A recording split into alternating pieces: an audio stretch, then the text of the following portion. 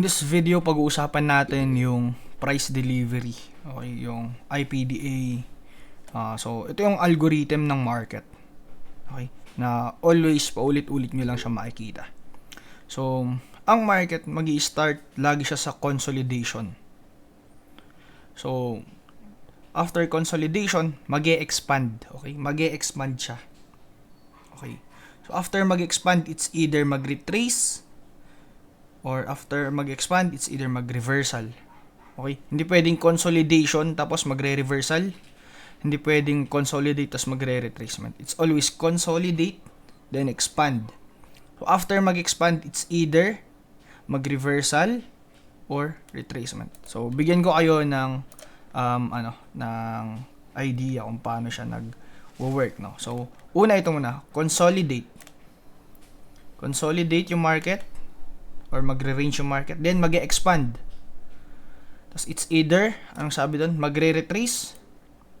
Okay, after mag-retrace, magko-continue yun. It's either ganon. Okay? So, consolidate, expand, tapos retrace.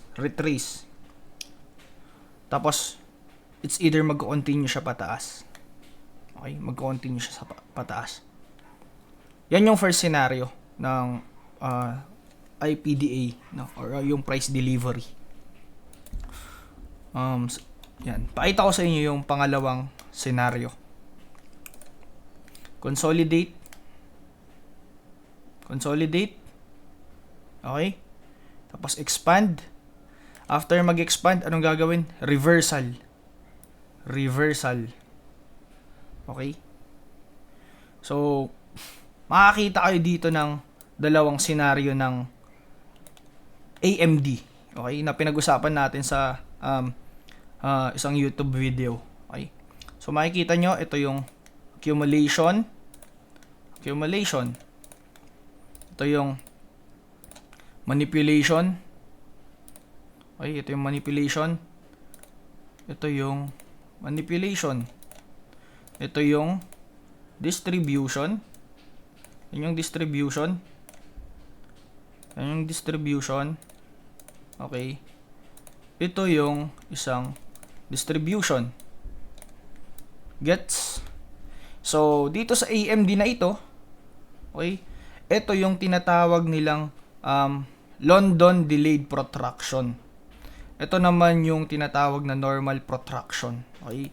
Yung matitik yung liquidity high, tapos matitik yung liquidity low. So, may instances naman na matitik yung liquidity high, tapos di niya na ititik yung liquidity low. And vice versa, no? So, pag tinik yung, for example, yung low naman yung tinik, no? Accumulation, tinik yung ilalim, tumuloy pababa. Ganun lang siya. So, ganito din dito. Accumulation, tinik yung ilalim, tapos nag-reversal. Ganun lang din. So, bearish and bullish scenario yun. Okay? So, tignan natin sa market para makita nyo yung example. Okay? So, dito, okay, meron na agad tayong example ng algorithm. Okay? So, makikita nyo dito, tinake natin yung Asia as our range. So, makikita nyo dito, accumulation, or consolidate, then manipulate, then retrace, then continue. Okay? So, meron pa ulit isang example. Accumulate, manipulate, distribute. Gets? So, ganun lang, 'di ba? So, mabilis ang example lang. Sana may matutunan kayo.